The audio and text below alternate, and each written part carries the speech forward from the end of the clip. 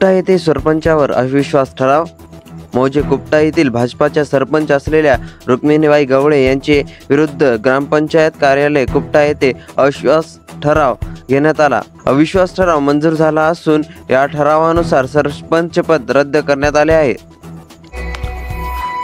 वंचित बहुजन आघाडीच्या वतीने डॉक्टर बाबासाहेब आंबेडकर पुतळा परिसरात प्रचंड घोषणाबाजी करत शिवसेनेचा मुखपत्र असलेल्या दैनिक सामना या वृत्तपत्राची होळी।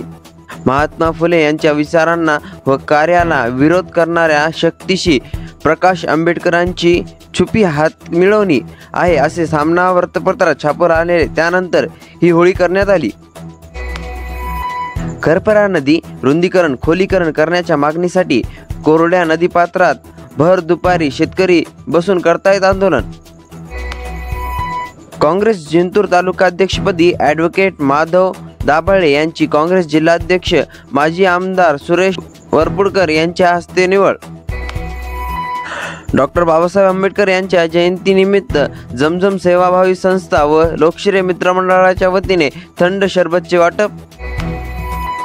परभणी तालुक्यातील पिंपरी देशमुख येथे क्रांतीसूर्य महात्मा ज्योतिबा फुले सार्वजनिक जयंती महोत्सवाच्या वतीने दिनांक 12 एप्रिल रोजी क्रांतीसूर्य महात्मा ज्योतिबा फुले यांची जयंती मोठ्या उत्साहात साजरी।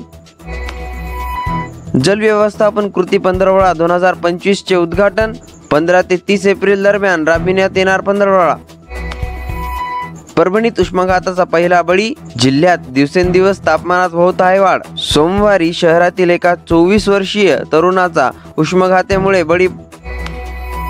डॉक्टर बाबासाहेब आंबेडकर जयंतीनिमित्त निराधार महिलेस शिलाई मशीनची भेट। परभणी येथील शेख हँड ग्रुपचा उपक्रम। महाराष्ट्रासह देशभरातील भाविकांचे श्रद्धास्थान असलेल्या शिर्डी येथील श्री साईबाबांचे आमदार राजेश विटेकर यांनी घेतले दर्शन। भीषण आगीत संसारोपयोगी शेती साहित्य जळून खाक। जिंतूर तालुक्यातील सावरगाव तांडा येथे शेतीतील आराखड्याला शॉर्ट सर्किटमुळे भीषण आग लागून संसारोपयोगी साहित्यासह शेती साहित्य जळून खाक झाल्याची घटना घडली आहे। सुदैवाने यात कोणत्याही प्रकारची जीवितहानी झालेली नाही।